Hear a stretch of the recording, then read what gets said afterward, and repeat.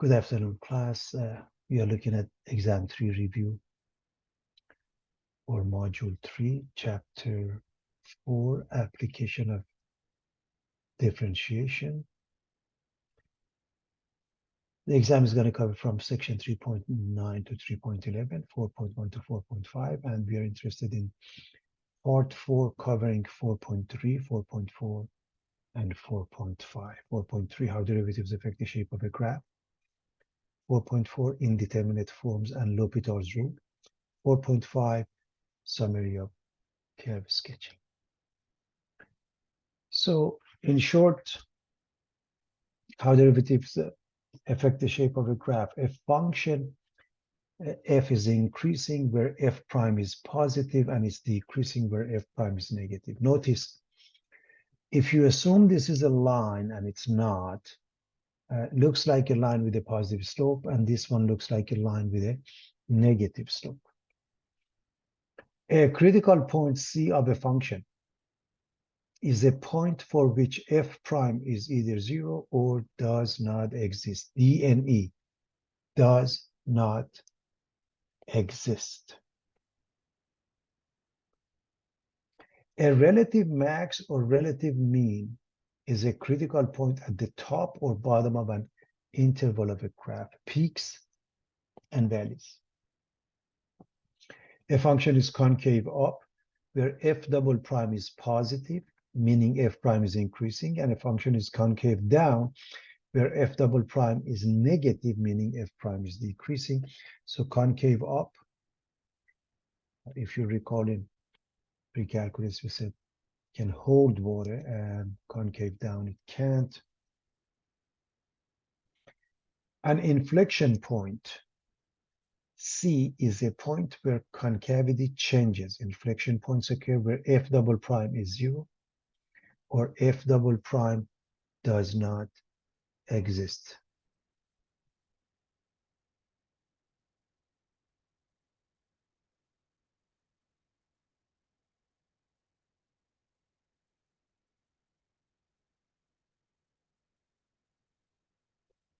It looks like that, as you can see here.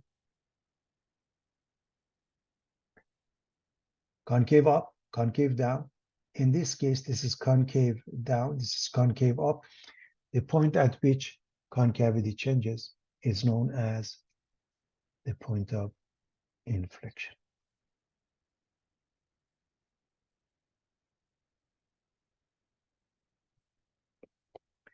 I want to remind you of what we have seen from prior knowledge of mathematics in either college algebra or pre-calculus. The end behavior of a polynomial function is the behavior of the graph of f of x as x approaches positive infinity or negative infinity. The degree and the leading coefficient of a polynomial function determine the end behavior of the graph. So here's what's happening. A polynomial function f of x equals a sub n x to the power of n plus a sub n minus 1 x to the power of n minus 1 all the way to a sub 1 x and a sub 0. This is the constant, and this is the leading term. So it looks like ultimately, we're talking about the end behavior, the leading term. So if we happen to have an even power versus odd power, depends on the value of a sub n, the leading coefficient. If it's positive, it looks like y equals x squared. If it's negative, it looks like y equals minus x squared. In the case of odd power, it looks like f of x equals x cubed if a sub n is positive, and f of x equals minus x cubed if a sub n is negative. Meaning, in this case, we deal with the end behavior being in the first and second quadrant. When x goes to negative or positive infinity, doesn't matter, the y goes to positive infinity. F of x represents the y. In this case, where x goes to negative infinity or positive infinity, it makes no difference. In both cases, f of x or the y value goes down to negative infinity. In this case, when x goes to negative infinity, so does y or f of x. When x goes to positive infinity, so does y or f of x. This is the case for f of x equals x cubed, the first and the third quadrant. In this case, second and fourth quadrant. So as x goes to negative infinity, y goes to positive infinity, or f of x if you will. As x goes to positive infinity, f of x goes to negative infinity. This is known as the end behavior of the function, because we need that for the sake of graphing. And so there's another theorem called behavior near a zero, or an x-intercept, and it depends on the multiplicity n. If you look at the zero with x minus c to the power of m has a multiplicity m. So if m is odd, f crosses the x-axis at c0. If m is even, f does not cross the x-axis at c0. It bounces back. So in this case, we have a single zero. In this case, we have a multiplicity 3. Both of them are odd. And this one, we have 0 with multiplicity 2. So as it hits it, it bounces back. Also, the higher the multiplicity, the flatter the curve is at the 0. The sum of the multiplicities is the degree of the polynomial function. So these are some stuff that I wanted to remind you regarding polynomial functions. So for example, if you want to graph f of x equals minus x cubed plus x squared plus x, there are some steps here that are explained here, but these are in addition to algebra or pre-calculus steps. So we want to find the relative extrema, we want to find the inflection points, we want to sketch the graph. So let me quickly go over that. In addition to algebra and pre-calculus steps, find relative maxes and means and intervals where the function increases and decreases. That means set f prime equal to 0 and solve for x and make a sine graph. We'll go through that in a moment. Find inflection points. That means set f double prime equal to 0, solve for x, and make a sine graph to find IP's inflection points and intervals of concave up and down. And finally, sketch the graph. So how do we do this in this case? We first can factor out the negative x, because we want to see if we can factor it completely, or we may have to use the quadratic formula. So that's why I'm going to take out the negative x, which gives me x squared minus x minus 1. And this, I have to use the quadratic formula. X equals minus b plus minus the square root of b squared minus 4ac over 2a. So this part, everybody,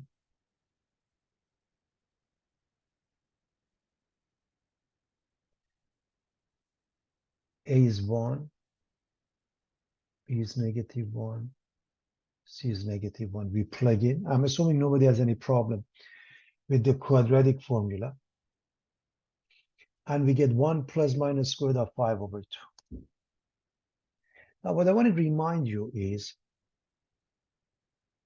when b squared minus 4ac is positive, we have 2 real solutions. When it's 0, we have 1 real solution, simply minus b over 2a.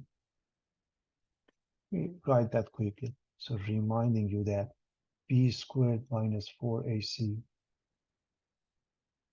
positive, that means 2 real solutions. If it's 0, 1 real solution.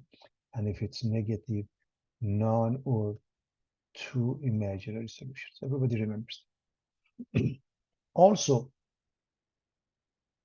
if this is a perfect square number, it comes out we have two rational answers. If it's not, then we don't. So if I were to graph this just the way it is without paying any attention to calculus, here's how it can be done. It is mostly done with not much of a problem. So let me clear the mess and let's start. Again, we are going to use prior knowledge of mathematics to graph this, okay, everybody? So let's see.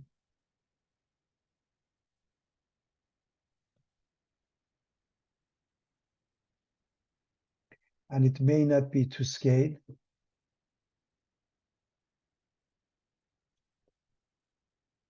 All right, so what do we have here? We have the following intercepts, everybody. By the way, this gives you 0, 0, right? And 1 plus square root of 5 divided by 2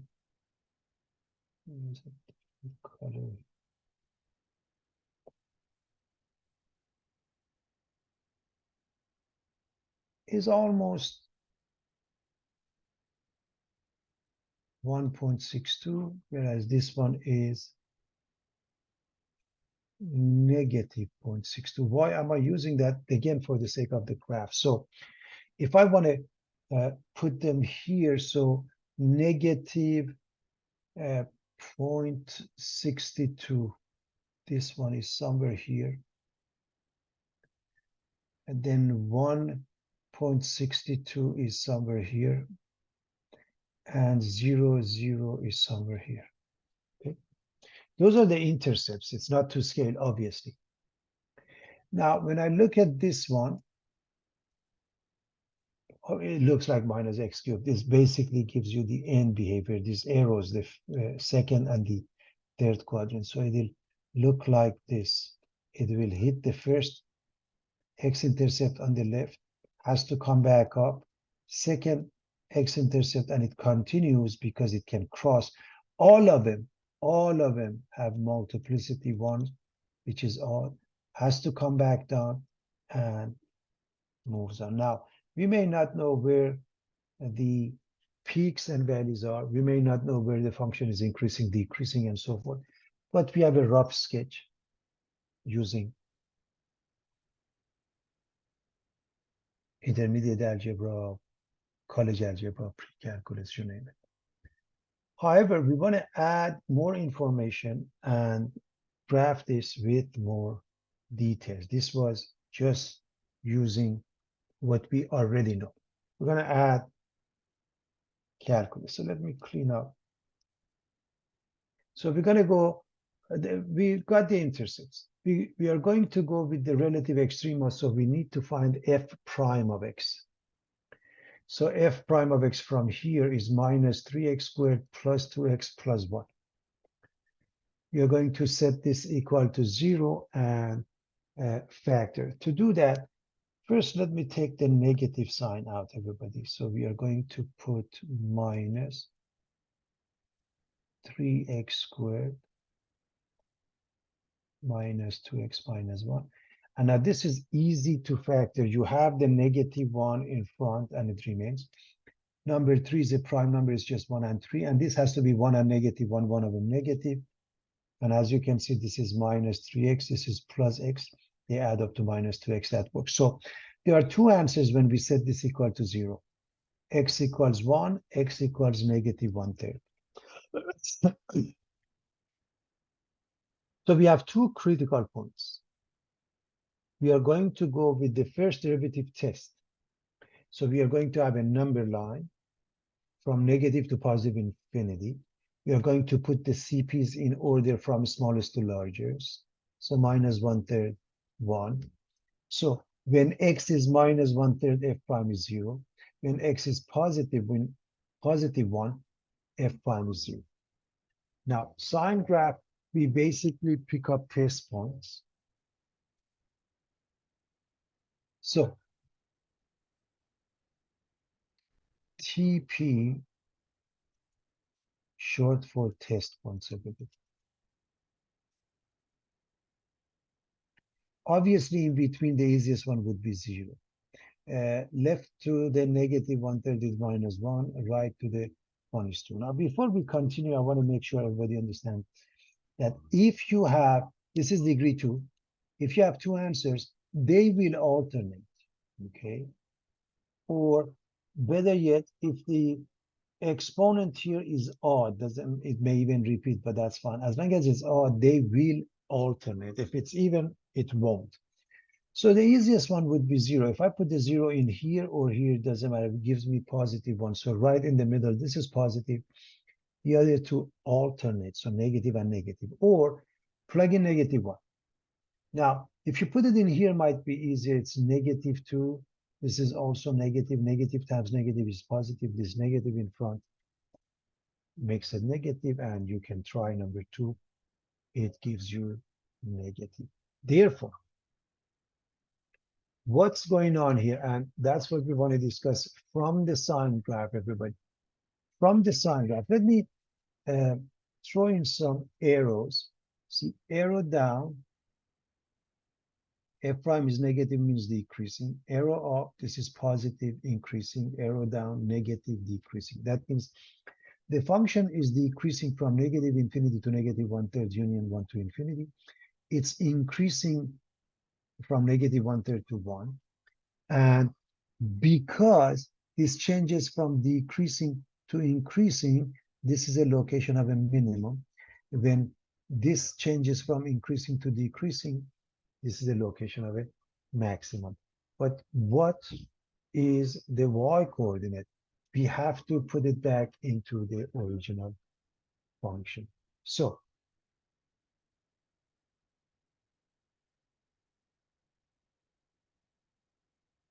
if you plug in 1, everybody, these two cancel each other, we get 1. So local max, so again, 1 is easy.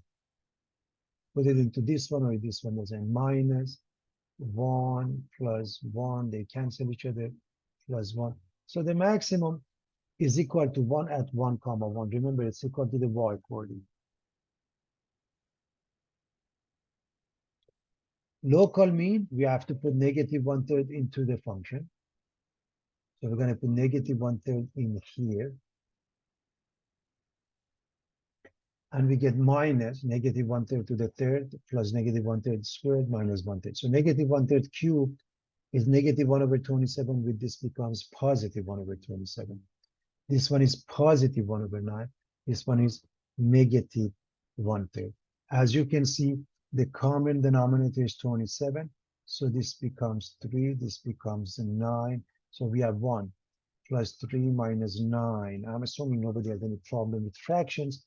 And so local minimum is equal to this value at negative 1/3 minus 5/27.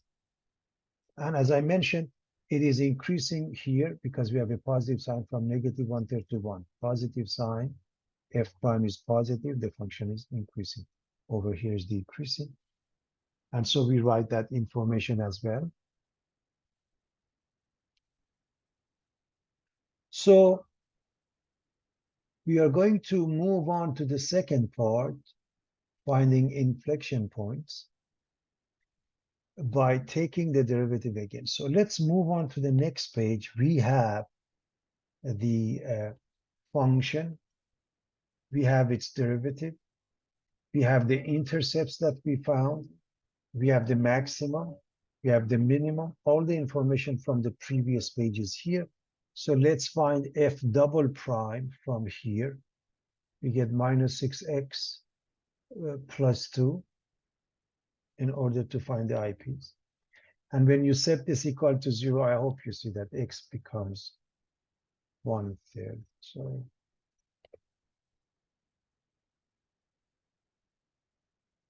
set this equal to 0, and f double prime is 0 when x is 1/3. So we are going to go with the sign graph for f double prime. So we are going to put x is going from negative to positive infinity. F double prime at 1/3, f double prime is here. So all you have to do, check. And the test point to the left of it is negative, to the right of it is positive. And so to the left of it, you can even use 0. So if I set TP, the left of negative, to the left of 1/3, I can use 0. To the right, I can use 1. And they will alternate. So if you plug in, because there's only, it's degree 1 and there's one answer. So if you plug in 0 here, class, clearly makes it positive too. So if it's positive here, this one is going to be negative, or you can put 1, you see that minus 6 and 2 becomes negative. It's very straightforward. And therefore, we have positive value here for f double prime. That means it's concave up here from negative infinity to 1/3. Negative here, that means it's concave down here from 1/3 to infinity. Again, it's extremely straightforward, everybody.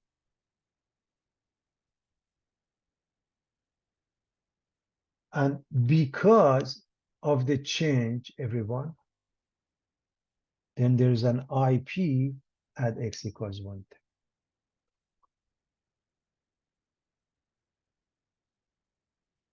Concave up from minus infinity to 1/3. Concave down from 1/3 to infinity. And f of 1/3 gives us the y coordinate of the inflection point. So we go to the function f of x and we plug in 1/3 and we evaluate it. 1/3 cubed is 27, so 1/27, so minus 1/27, plus 1/9, plus 1/3.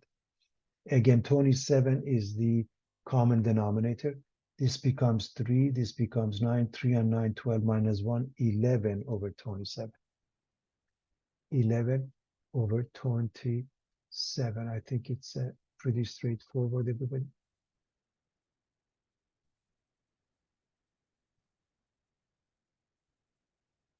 So the IP has the precise location of 1/3 and 11/27. So we are ready to move on. We are going to have a table of summary for the values we have found. So let's do that. We're going to write the following table, and I'm going to discuss that to see how we use this to graph this. And so x-intercept at 0, 0, 1 minus square root of 5/2 at minus 0.620, 1 plus square root of 5/2, 1.620, maximum is at 1, 1, IP address. Now, look at the IP address. What I've done, I have changed those numbers to decimals so we can locate them. That's the only reason, everybody. So 0.3 and 0.4 almost.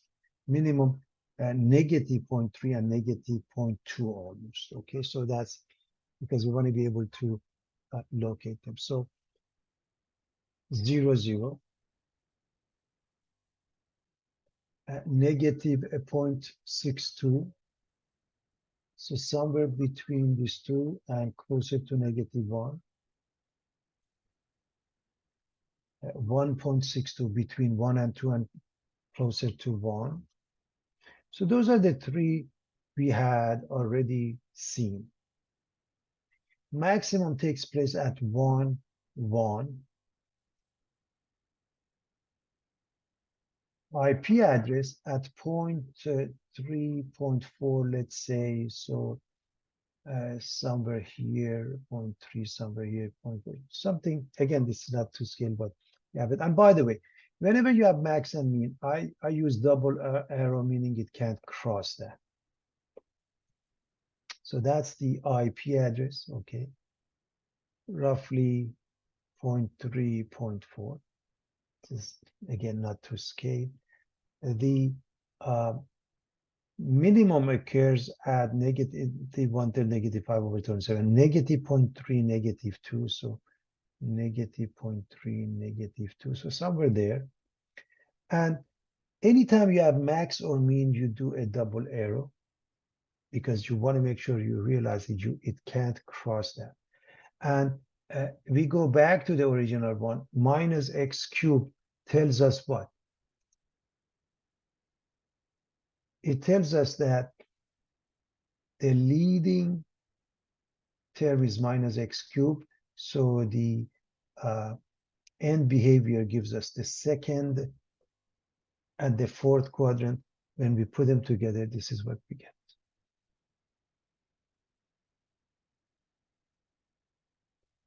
Very straightforward.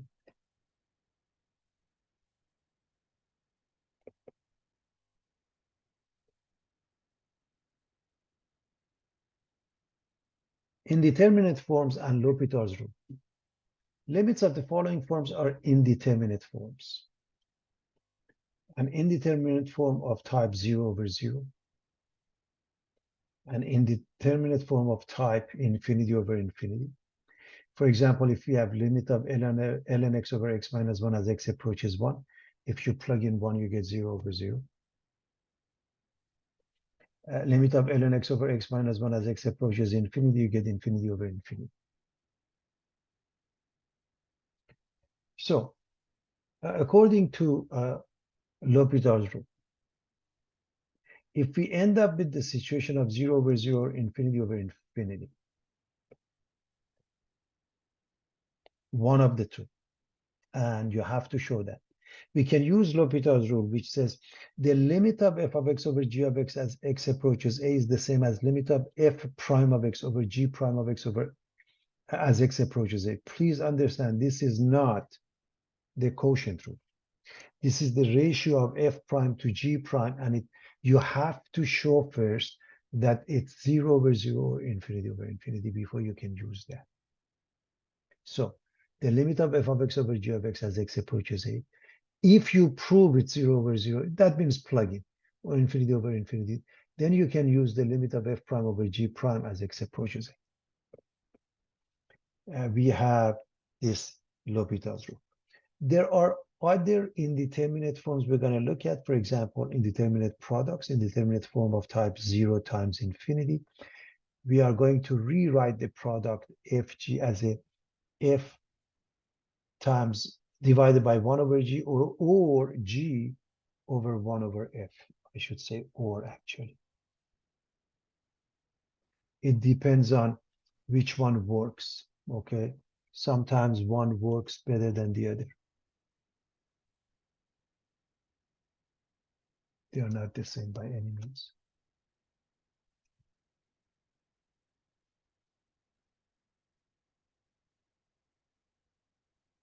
Let's look at a simple example. Limit of ln x over x minus 1 as x approaches 1. If you put ln 1 over 1 minus 1 is 0 over 0. And because we showed it's 0 over 0, we are going to use L'Hopital's rule. Okay? We are going to use L'Hopital's rule, everybody, which means now I can use the derivative of the top, which is 1 over x, over the derivative of the bottom, which is 1. And so this h is representing L'Hopital's rule. Sometimes they use this notation, everybody. Sometimes they use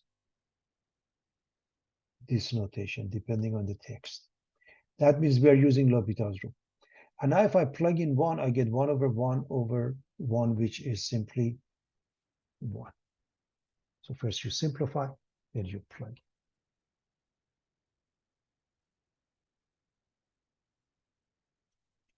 What about this limit? Let's plug in. When you plug in 0, I hope you realize you get e to the power of 0. Let me just write that.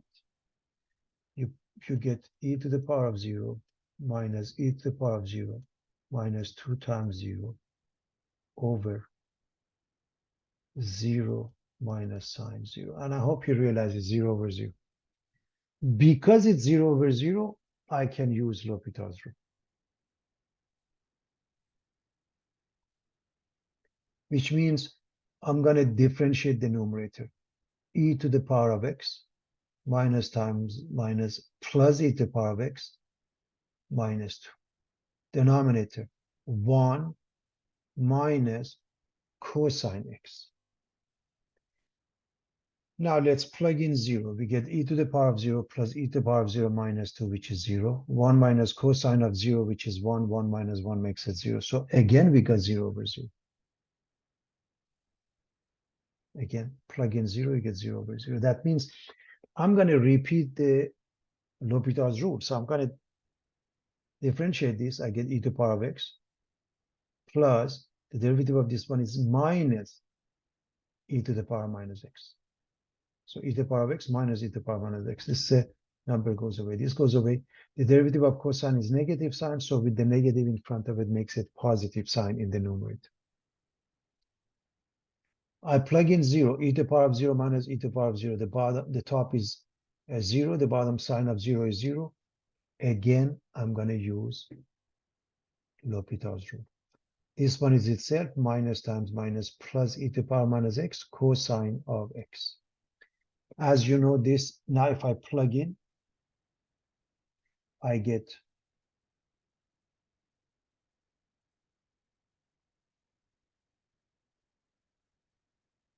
e to the power of 0 plus e to the power of 0, which is 2, cosine 0, which is 1, and the answer is 2 over 1 or 2.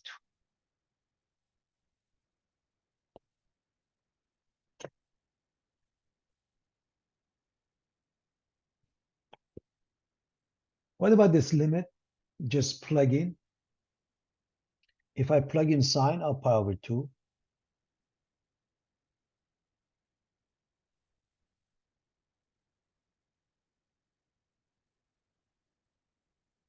and cosecant 1 over sine of pi over 2. Everybody knows sine of pi over 2 is 1. So 1 minus 1, 0 in the numerator, 1 over 1 in the denominator, and 0 over 1 is 0.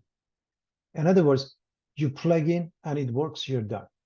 So remember, you have to show it has to be 0 over 0, infinity over infinity before you can use the L'Hopital's rule. And if you do that, when you're not supposed to, you end up with the wrong answer.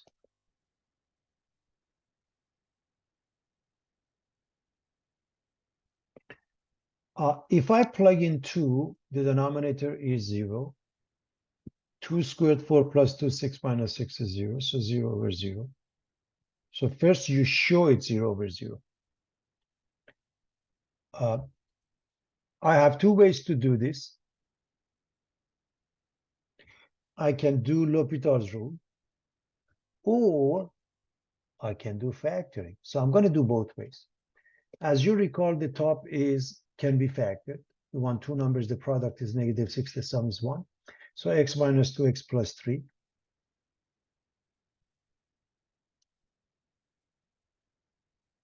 So the limit of x plus 3 as x approaches 2 is 5. Or if I want to use L'Hopital's rule, so again, this we had done before. Factoring was the technique we learned before. Now, since it's 0 over 0, I can use L'Hopital's rule. So the top gives me 2x plus 1, and the bottom gives me 1. If I plug in 2, I get 5 over 1, or simply 5. So now I have two ways to do the job.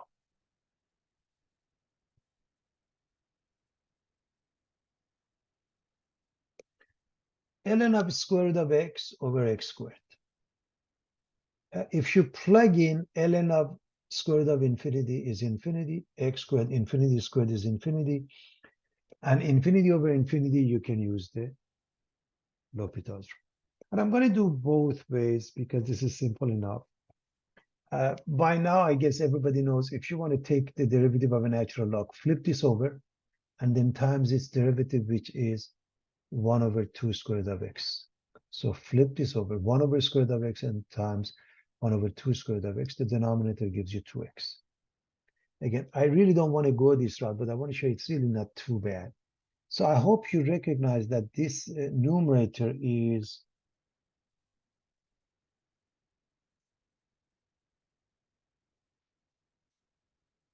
one over 2x squared.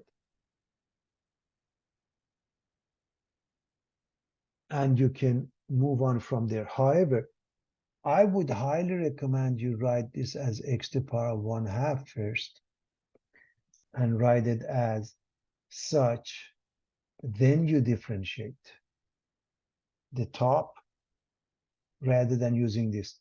Now, this is still infinity over infinity. So the bottom gives you 2x, but half of ln x gives you half of 1 over x.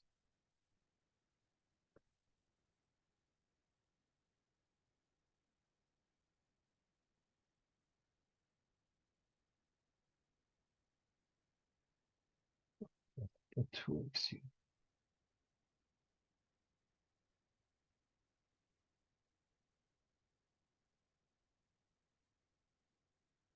So this one, 1 over 2x over 2x, or this one results in 1 over 4x squared. And 1 over infinity ends up in 0.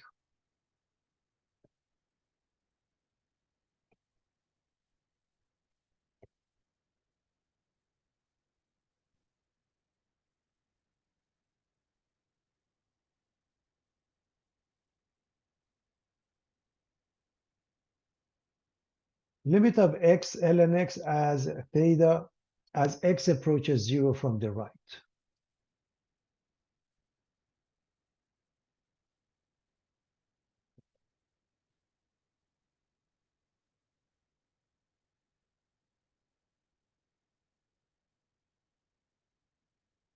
As x approaches 0 from the right. Now,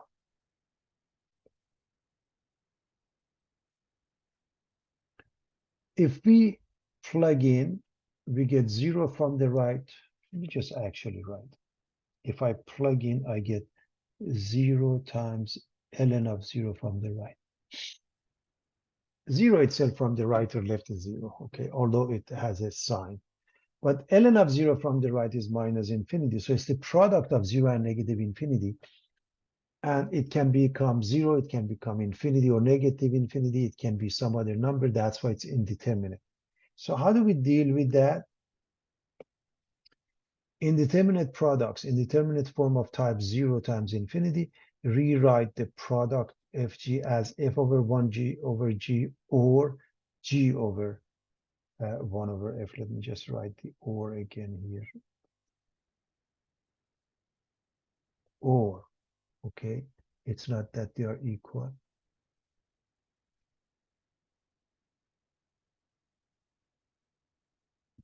All right, so how do we rewrite this? Since we proved it's 0 times, by the way, 0 times infinity or negative infinity, concept is the same. So we are going to write x underneath ln x as 1 over x. And again, I'm going to change this to x class. This is x.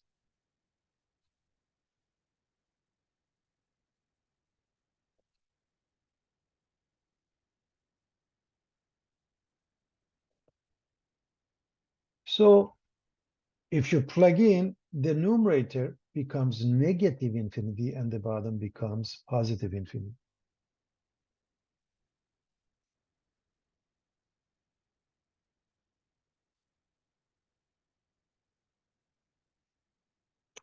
Let's use the L'Hopital's rule on that. Again, you have to show this is the case before you can use the L'Hopital's rule. Either L'Hopital's rule, either 0 over 0 or infinity over infinity. When we differentiate the top one, we get 1 over x.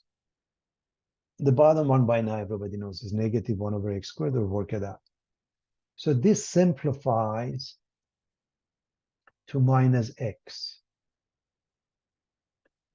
And the answer is 0 again.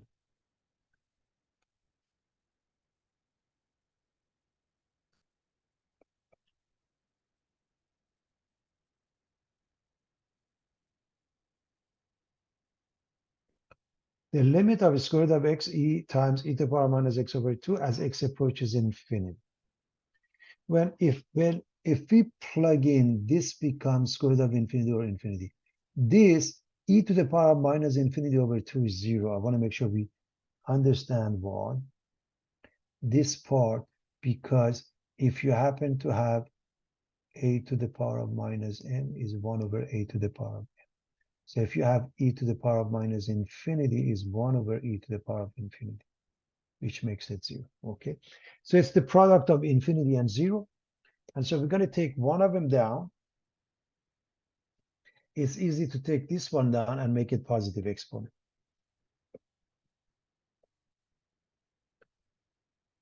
Okay, square root of x, again, by now we know it's 1 over 2 square root of x when we differentiate it. So we are going to use the L'Hopital's rule on that. So 1 over 2 square root of x. And this one is itself divided by 2 because it's e to the power of half of x. So it's e to the power of half of x over 2. So this is infinity over infinity. This is infinity over infinity. Therefore, we can use L'Hopital's rule.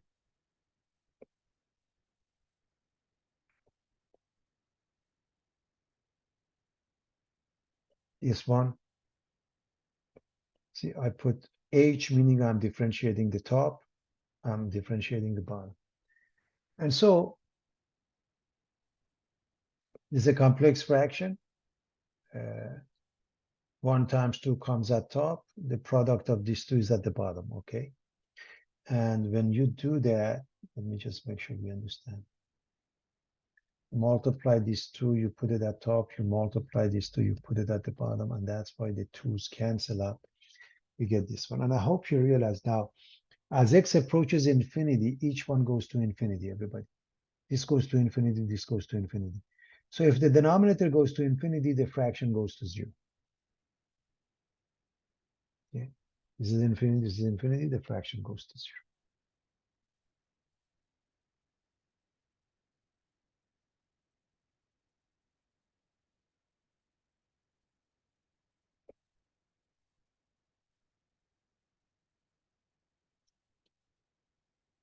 Indeterminate form of differences, infinity minus infinity. Try to convert the difference into a quotient by using a common denominator or rationalization or factoring out a common factor so that we have an indeterminate form of 0 over 0, infinity over infinity. We want to find the limits for cosecant x minus cotangent x as x approaches 0 from the right.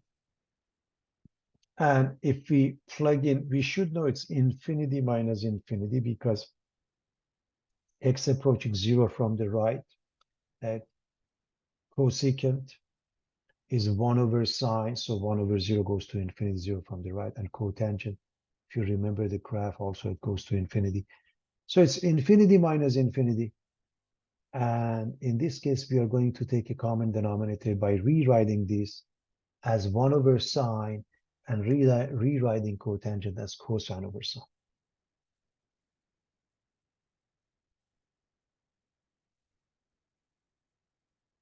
So we use identities. And we end up with limit as x approaches 0 from the right of the top, 1 minus cosine x over the common denominator of sine x. Now, if I plug in 0, this becomes 1. 1 minus 1 is 0. Sine of 0 is 0. So it's 0 over 0. And now that is 0 over 0, I can use L'Hopital's rule. Again, cosine of 0 is 1. Everybody, 1 minus 1 is 0. Sine of 0 is 0. You have to show that.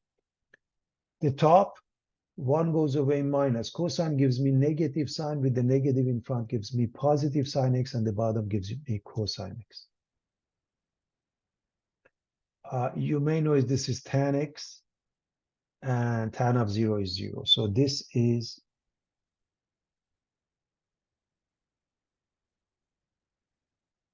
the limit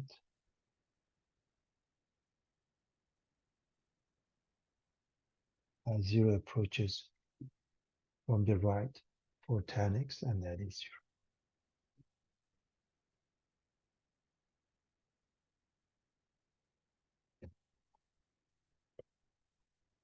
Okay, class.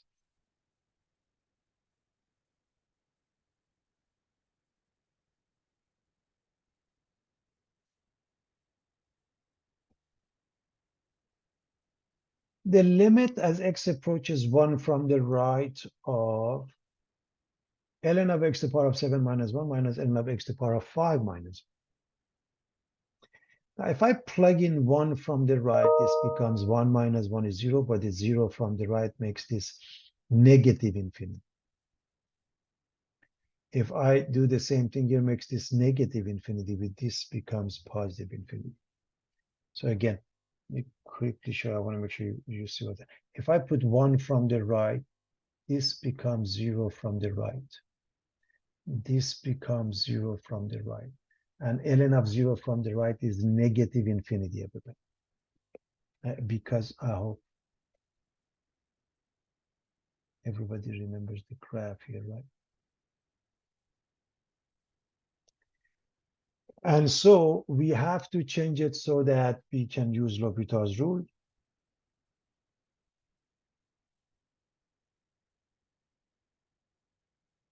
To do that, we are going to write this the ln of the top minus ln of the bottom, ln of x to the power of 7 minus 1 over over x to the power of 5 minus 1.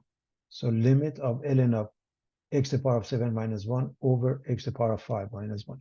And we are not using the L'Hopital's rules yet. We are just simply taking the limit, everybody. So we are just taking the limit, which means let me cross this out, okay? And let me, in fact, clean up the mess and then cross this out. We don't need this here. We just wrote this, rewrote this in this fashion, okay, using logarithmic properties.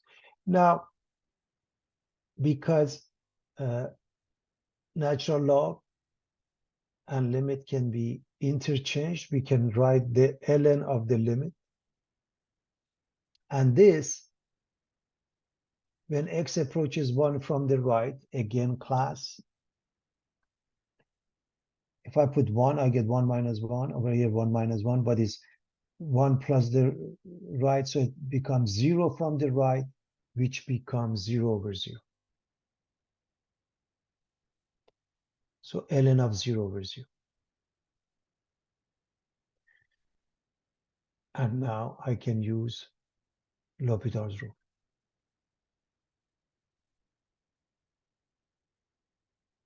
Which means I'm going to differentiate this, right? So ln of the limit of this one is 7x to the power of 6. This one is 5x to the power of 4. And x is approaching 1. If I replace the x with 1, I get 7 over 5. So ln of 7 over 5 is the final answer.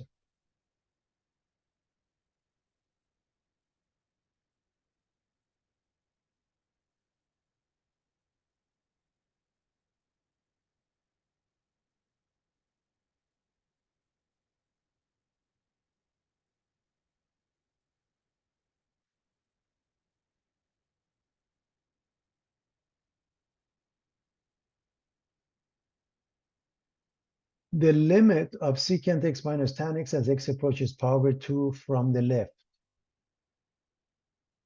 And remember, secant is 1 over cosine.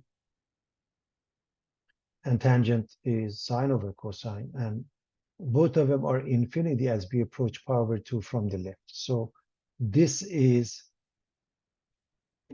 infinity, so is this one. So first notice that secant of x goes to infinity and tan of x goes to infinity as x approaches power 2 from the left.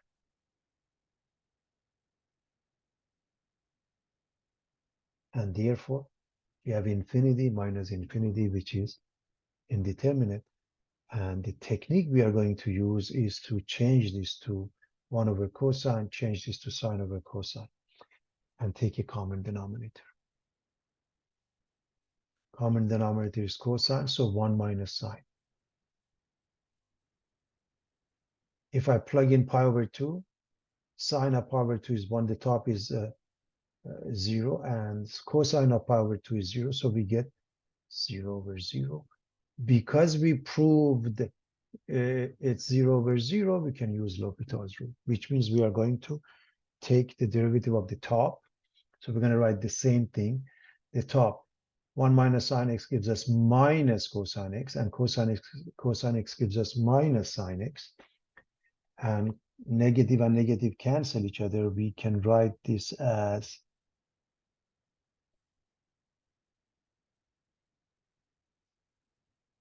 cotangent x, and cotangent of pi over 2. Either way, from the left or right makes no difference. Cotangent of pi over 2 is the answer, which is 0.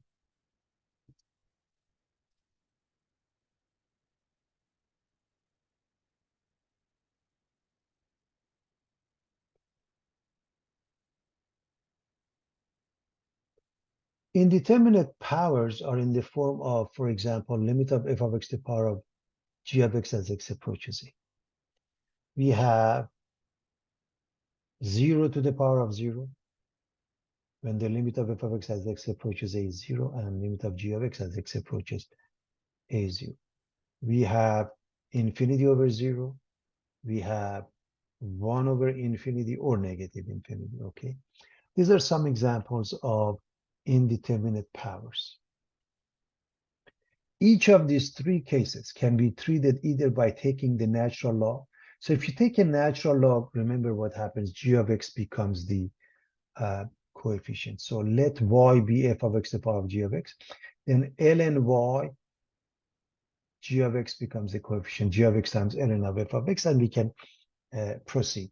Or we can write f of x times to the power of g of x by replacing f of x with e to the power of ln of f of x.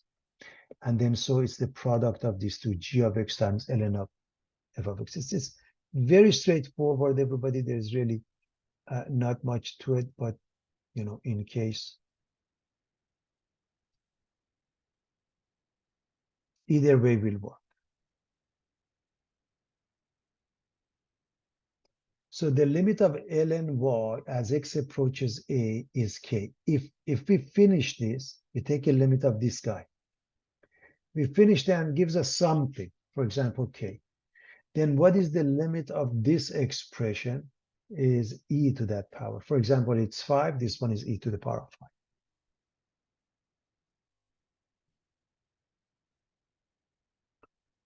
In either method, we are led to the indeterminate product of g of x times ln x, which is the type of 0 times infinity or infinity times 0.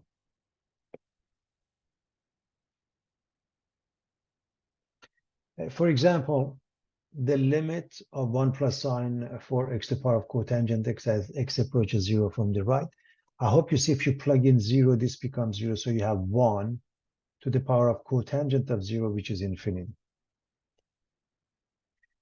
0 depends from the right or left. From the right is infinity, from the left is negative infinity.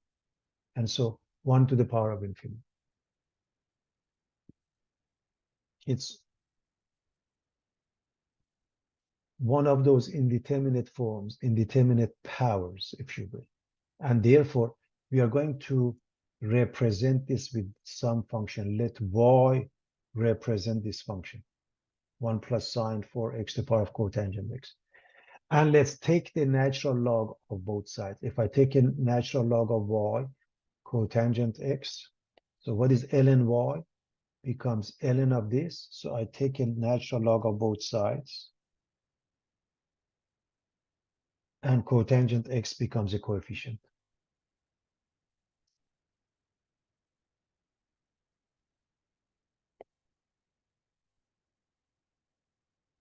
Which is the same as writing ln of 1 plus sine 4x over tangent x, because cotangent is 1 over tangent. So if I want the limit of this guy, ln y as x approaches 0 from the right, that means the limit of this guy as x approaches 0 from the right. So I want to take the limit of this natural log. And if you plug in, what happens is you get ln of 1. If I replace it with 0, I get ln 1. So if I replace it, I get ln 1 over tan of 0, which is 0 over 0. Therefore, we can use L'Hopital's rule. So to use the L'Hopital's rule, we are going to differentiate the top over differentiate the bottom. The top, we're going to flip this over and then times the derivative of the inside, which is cosine 4x times 4, or 4 cosine 4x. And that is the derivative of the top. The derivative of tan x is simply secant squared x. Secant squared x.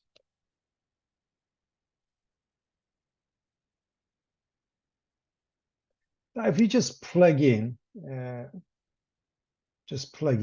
0, right? Cosine of 0 is 1.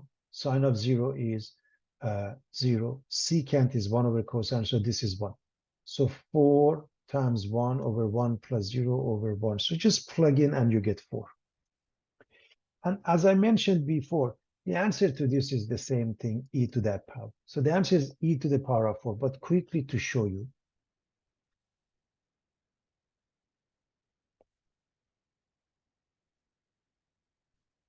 the limit of this expression, or the limit of y as x approaches 0 from the right, is the limit of e to the power of ln y as x approaches 0 from the right. And now ln y, we know the answer is 4. And you'd have to go through the process. I showed you that basically it's e to the power of that number. Whenever you use ln y, that's what happens. Let's say it's 2/3, so e to the power of 2/3, whatever that number may be. Okay.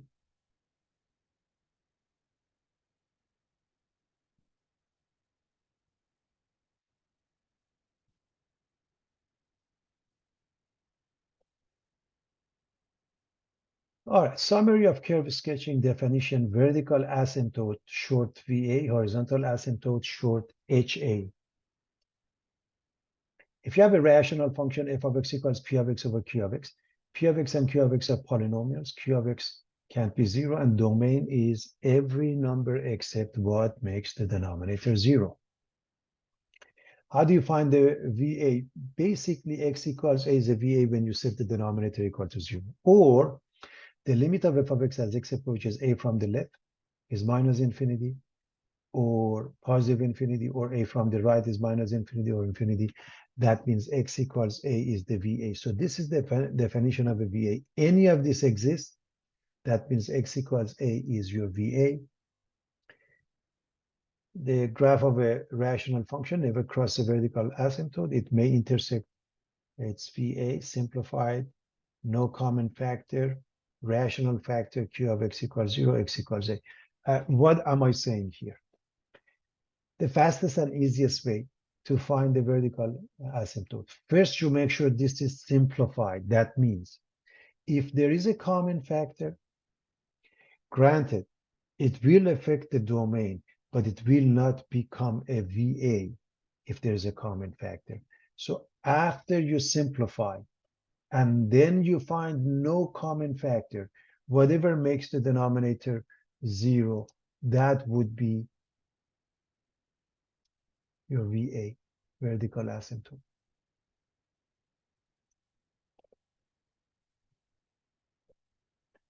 Horizontal asymptote, HA, of the curve y equals f of x is y equals L if the limit of f of x as x approaches minus infinity or positive infinity is L. So if you take a limit of a rational function and it gives you L, then y equals L is its horizontal asymptote. The graph of a rational function may or may not cross a horizontal asymptote. H is the limit of f of x as x approaches plus minus infinity equals L. The line would be y equals L. Horizontal asymptotes occur when the degree of the numerator is less than or equal to the degree of the denominator. And you have to check to see whether it crosses the horizontal asymptote or not. Oblique or slant asymptote, OA or SA, is y equals mx plus b if the limit of f of x as x approaches minus infinity or infinity is mx plus b. Meaning, if you basically do the math,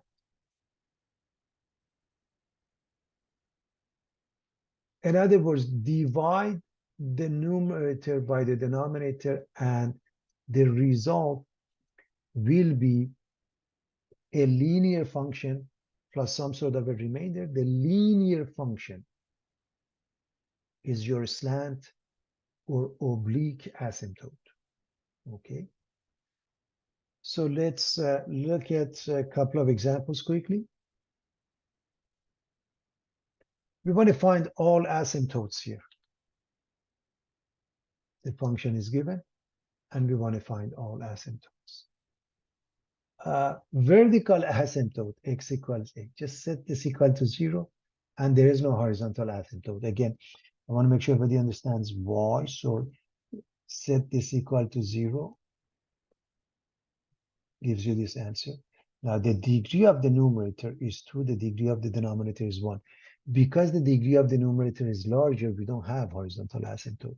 And because the difference is precisely 1, we do have oblique asymptote, everybody. So we are going to look at oblique asymptote. How? I'm going to assume everybody can do the long division or a synthetic division. So you're going to divide x squared minus 4 by x minus 1.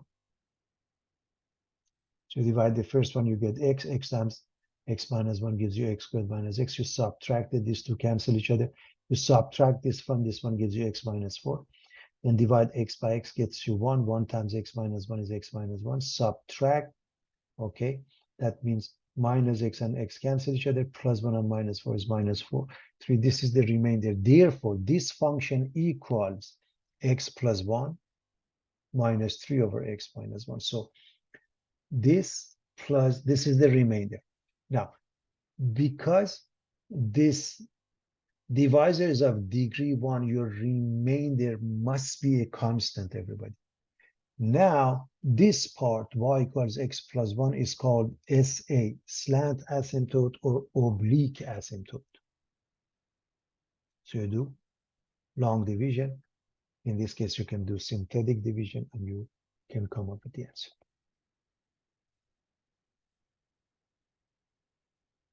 Okay, I want to get the last question. We want to sketch the graph of f of x equals x minus 1 over 2x plus 1. And we start with this that we have already done in previous courses, pre-calculus, college algebra. We want to find the intercepts. Remember the intercepts.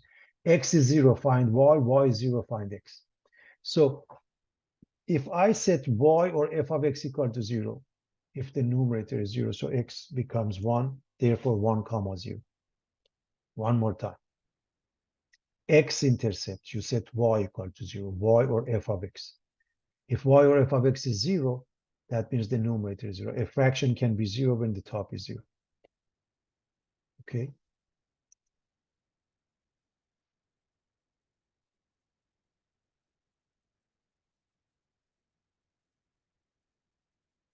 Y-intercept, you replace the x with 0. If I replace the x with 0, I get minus 1 over 1. So 0 minus 1. That would be my y-intercept.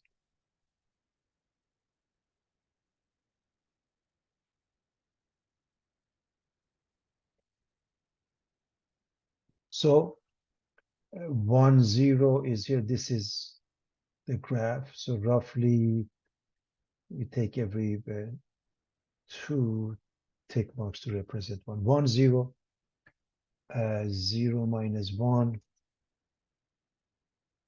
So we got those pairs. Asymptotes. Vertical asymptote is easy. 2x plus 1 equal to 0. X is negative 1/2. So x is negative 1/2. Okay. It's a vertical line. Horizontal asymptote is 1/2. Y equals 1/2. And there is no slant asymptote. Let me remind you why. When the degree of the numerator and denominator is the same, if you take a limit, it becomes the coefficient of the top over the coefficient, or leading coefficient of the top, 1 over the leading coefficient of the bottom. So y equals 1/2. Why there is no slant asymptote? In order for you to have a slant asymptote, the degree difference must be precisely 1. The top must have a degree larger by 1, okay, compared to the bottom. So we have the vertical asymptote, we have the horizontal asymptote, there is no slant asymptote. So here's your horizontal asymptote, okay?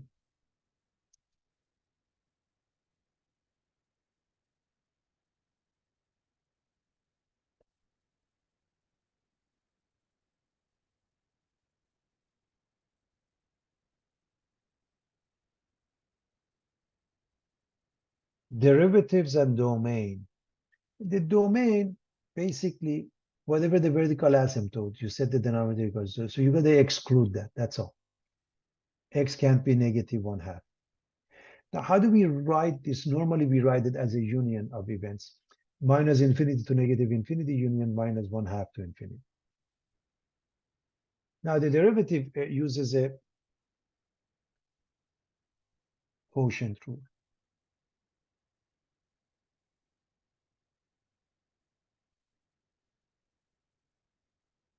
F prime g minus g prime f over g squared. So the top gives you 1 times the bottom, minus the bottom gives you 2 times the top over the bottom squared. And I can simplify the numerator as follows. This is 2x plus 1 minus 2x plus 2. So the numerator becomes 3. Very straightforward, everybody. Now, this f prime is always positive. I hope you see that this is always positive, except when x is negative 1/2, because when it's negative 1/2 becomes undefined. If I were to use so that means there is no extremum and it's increasing everywhere. The way you write it is minus infinity to negative 1/2 union negative 1/2 to infinity. But anyways, if you were to use the sine graph to the left of negative 1/2, the easiest TP would be 0, and to the right of it would be to the left of it would be minus 1, and to the right of it would be 0. Okay, so if I plug in negative 1, it becomes negative squared becomes positive over positive is positive. If I plug in 0, it becomes positive. So in both cases, it's positive no matter what. So what that means with those arrows, increasing here. So we're going to write it's increasing from negative infinity to negative 1/2 union negative 1/2 to infinity. You cannot say it's increasing from negative infinity to infinity. No, there is an interruption at x equals negative 1/2, known as the vertical asymptote. If I wanted to go with f double prime, okay, I'm going to rewrite this class. I'm going to rewrite the same thing as 3 times 2x plus 1 to the power of minus 2. So when I want to differentiate, it becomes 3 times minus 2 times 2, which is minus 12, 2x plus 1 to the power of minus. So let me just write that. If I want to differentiate this, let me see what color do I want to use. Okay, so f double prime would be 3 times 2x plus 1 to the power of negative 3 times the derivative of the inside, which is 2. Okay, I didn't multiply by negative 2. Thought I did. So f double prime is negative 3 times negative 2, then 2x plus 1 to the power of negative 3 times 2, and that gives you positive negative 12, negative 12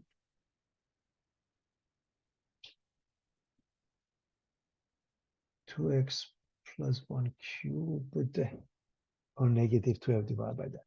So now actually something interesting happens. Because of this negative sign, things start looking interesting. So if I plug in here, how do I get plus and minus? I want to show you that. So I'm gonna pick up a TP test point. Let's say TP to the right of negative 1/2, I pick 0. To the left of negative 1/2, I get negative 1. So if you plug in 0, for example, 0 makes this one positive. Negative over positive is negative. If you put negative 1 here, we get minus 1 cubed is negative. Negative over negative is positive.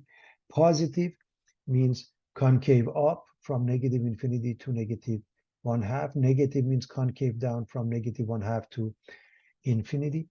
Now, as far as the inflection point, This could have been inflection point if it was part of the domain, but at x equals -1/2, the function is undefined. If it was not, we would say this is the inflection point, plug it in, and evaluate the y coordinate. It can't be done. Therefore, there is no inflection point. Let me just